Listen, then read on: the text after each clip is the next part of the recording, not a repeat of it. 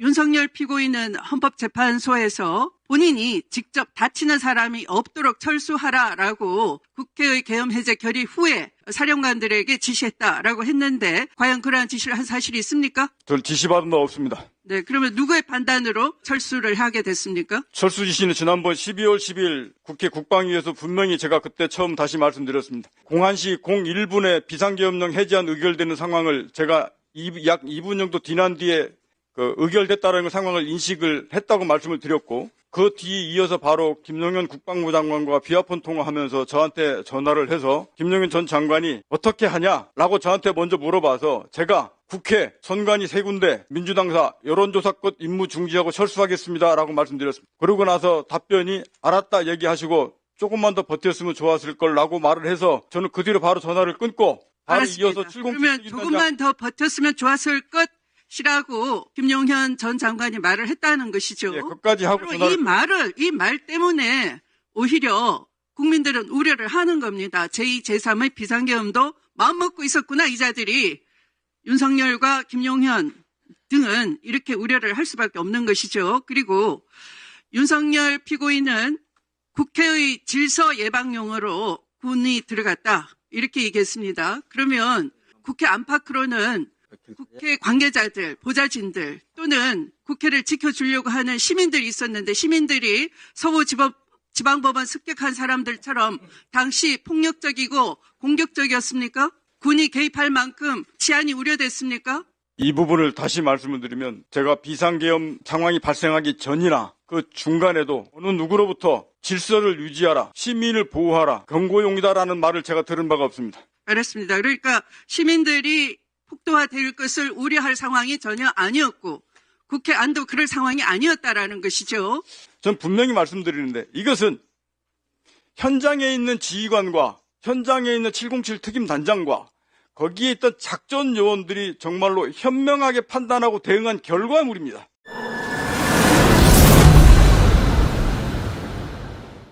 좀 명확히 하고 지나가야 예, 전 특선사령관입니다. 네네.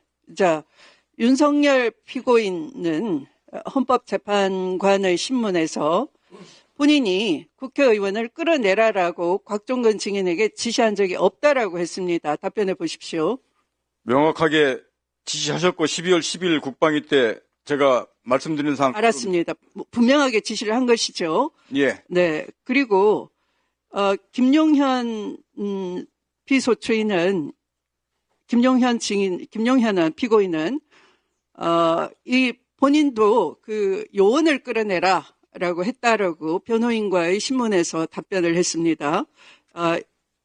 그런데 증인은 이 국방위에서 앞에 이렇게 말했습니다. 190명이 아직 다 찾는지 확인이 안 된다라고 윤석열 피고인이 얘기하면서 정족수가 차기 전에 끌어내라라고 얘기를 해서 설령 당시에 그 발언 단어를 요원 또는 인원이라 표현했다 하더라도 앞뒤 맥락상 보면 국회의원만이 그 본회의장 안에 있었지 국회의원 외에 표적물이 따로 있었습니까? 작전팀이 들어가 있었습니까? 의원이나 다른 인원이 들어가 있었습니까? 그렇지 않습니다. 분명히 말해 보십시오. 제가 12월 10일 국방위에서 한 말씀을 정확하게 다시 말씀드리겠습니다.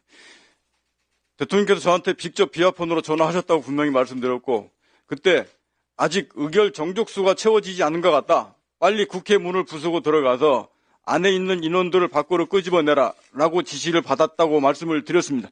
근데 그 인원이 요원을 빼내라고 했던 그때 당시의 시점에서는 도저히 그 인원들이 본관에 들어가 있지도 않았습니다. 알았습니다. 네. 그러니까 국회의원이나 국회 보좌진 외에 별도의 타겟 대상물이 없었다라는 것이죠. 그렇습니다. 본관 안에는. 네. 그리고 이 윤석열 피고인은 헌법재판소에서 본인이 직접 다치는 사람이 없도록 철수하라라고 국회의 계엄 해제 결의 후에 사령관들에게 지시했다라고 했는데 과연 그러한 지시를 한 사실이 있습니까? 전 지시받은 바 없습니다. 네. 그러면 누구의 판단으로 철수를 하게 됐습니까? 철수 지시는 지난번 12월 10일 국회 국방위에서 분명히 제가 그때 처음 다시 말씀드렸습니다. 01시 01분에 비상계엄령 해제안 의결되는 상황을 제가 약 2분 정도 지난 뒤에 의결됐다는 상황을 인식을 했다고 말씀을 드렸고, 그 뒤 이어서 바로 김용현 국방부 장관과 비아폰 통화하면서 저한테 전화를 해서 김용현 전 장관이 어떻게 하냐라고 저한테 먼저 물어봐서 제가 국회 선관위 3군데 민주당사 여론조사권 임무 중지하고 철수하겠습니다라고 말씀드렸습니다.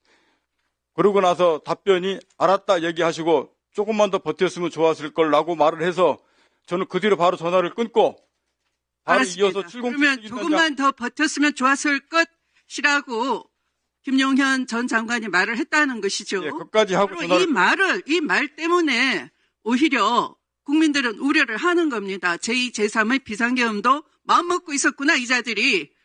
윤석열과 김용현 등은 이렇게 우려를 할 수밖에 없는 것이죠. 그리고 윤석열 피고인은 국회의 질서 예방용으로 군이 들어갔다, 이렇게 얘기했습니다. 그러면 국회 경내나 국회 안팎으로는 국회 관계자들, 보좌진들 또는 국회를 지켜주려고 하는 시민들이 있었는데, 시민들이 서부지방법원 습격한 사람들처럼 당시 폭력적이고 공격적이었습니까? 군이 개입할 만큼 그 치안이 우려됐습니까? 이 부분을 다시 말씀을 드리면 제가 비상계엄 상황이 발생하기 전이나 그 중간에도 어느 누구로부터 질서를 유지하라, 시민을 보호하라, 경고용이다라는 말을 제가 들은 바가 없습니다. 알았습니다. 그러니까 시민들이 폭도화될 것을 우려할 상황이 전혀 아니었고 국회 안도 그럴 상황이 아니었다라는 것이죠. 그 상황을 국회를 판단하는 확보한다라는 것은 무슨 뜻입니까? 국회를 확보한다는 것은. 앞서 말씀드렸듯이 그 상황을 제가 그 당시 상황을 판단하는 것은 제가 판단 영역 밖의 문제라고 말씀 먼저 드리고, 다만 그 말을 제가 들은 바가 없고 상황이 끝난 다음에 이후에 그런 말씀을 하시기 때문에 제가 질서 유지였다, 경고용이었다, 시민보호였다는 말을 제가 상황 비상계엄이 끝난 이후에 들었다고 말씀을 드리는 거였습니다. 그 다음 국회 시설을 확보하라고 말씀하신 이 부분은 제가 명확하게 지난번부터 12월 1일 6개 장소에 대한 시설을 확보하라라고 김용현 장관으로부터 제가 받았다고 지난번에 말씀을 드렸습니다. 시설을 확보하라는 의미를 받을 때는 통상 군인들은 명확하게 그 확보하라는 의미를 구현하기 위해서 해야 될 행동과 하지 말아야 될 행동을 정확하게 지침을 둡니다. 근데 당시에 그런 지침 없이 시설을 확보하라는 임무만 저한테 부여됐고, 저도 707 특임단장한테 확보해서 경계하라는 임무를 줬습니다. 그렇게 되다 보니까 최종적으로 국회의원 지금 여기 계신 안기배 의원님 애들 그대로 통과를 시켰습니다. 그 결과로 나타났는데 그 결과론적인 것을 거꾸로 다시 맨 앞으로 뒤집어서 국회의원을 잡지 말랬다는 말이 거꾸로 나오고 있습니다. 그건 명백히 잘못된 겁니다. 전 분명히 말씀드리는데 이것은 현장에 있는 지휘관과 현장에 있는 707 특임단장과 거기에 있던 작전 요원들이 정말로 현명하게 판단하고 대응한 결과물입니다. 이거를 지시에 의해서 그렇게 된 것이 아닙니다. 네, 현장 지휘관들의 현명한 판단에 따른 철수 지시나 재반 후속 조치가 있었는데, 이걸 마치 김용현이나 윤석열 내란 공범들은 자신들이 그렇게 조치를 취했다라고 가로채기를 한다는 것이죠. 저는 그렇게 동의합니다. 저는 그 전에 그런 말을 제가 지시를 받은 바가 없습니다. 네, 됐습니다. 수고하셨습니다.